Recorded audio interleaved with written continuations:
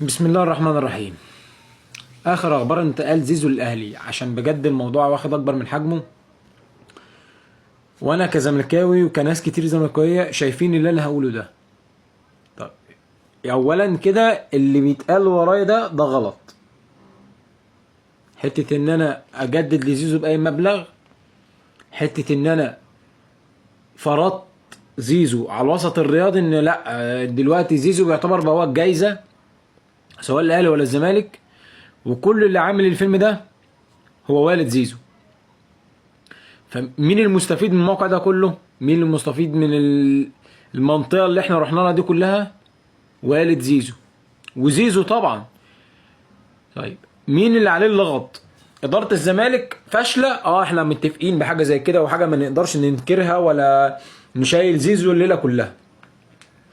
إدارة الزمالك فاشلة، فاشلة. لما يكون نجم فرقتك انت مستني اخر 3 شهور في عقده عشان تعرض عليه التجديد، يبقى انت فاشل.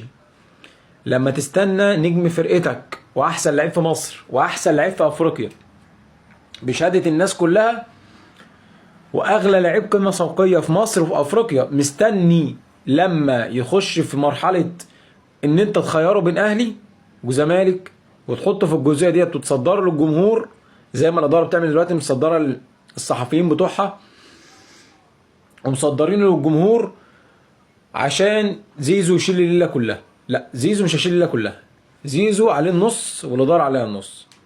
طيب انت يا زيزو عايز ايه؟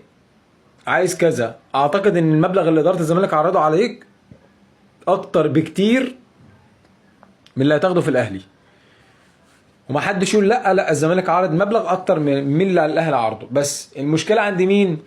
المشكله عند زيزو مش عايز يزعل والده اللي عايز عموله 27 مليون.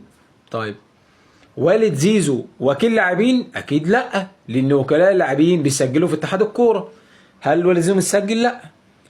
مين اللي يقدر يدفع لوالد زيزو؟ النادي التاني، الزريبه، اللي عنده يعني كما يقال محبينه. مش هقول ناس مستفيده من النادي، لا هقول محبينه.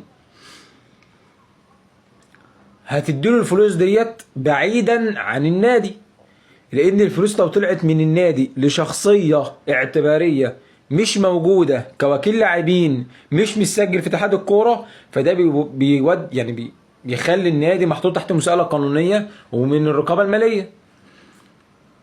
فالفيلم اللي انتوا شايفينه ده كله عشان بابا زيزو عايز 27 مليون، ونادي الزمالك ما يقدرش يديله اكتر من 15 مليون اللي هو هياخدهم من ممدوح عباس، من اي هاني بيرز، اي حد من رجال اعمال الزمالكاويه، وده هتدفع. وده مش صح، دي مصيبه.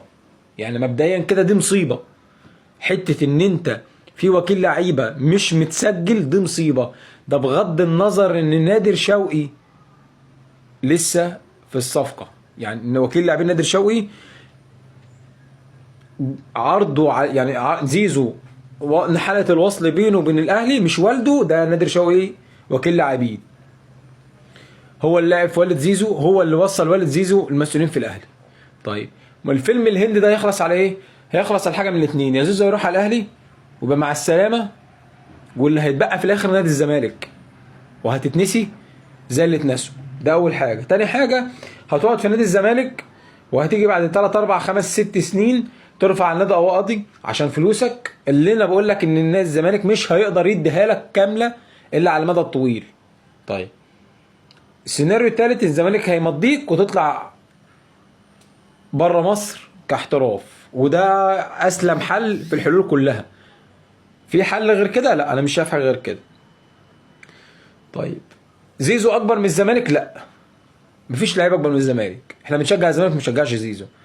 زيزو 2 3 4 بالكتير وهيبقى اللاعب السابق في نادي الزمالك، اللي هيتبقى نادي الزمالك.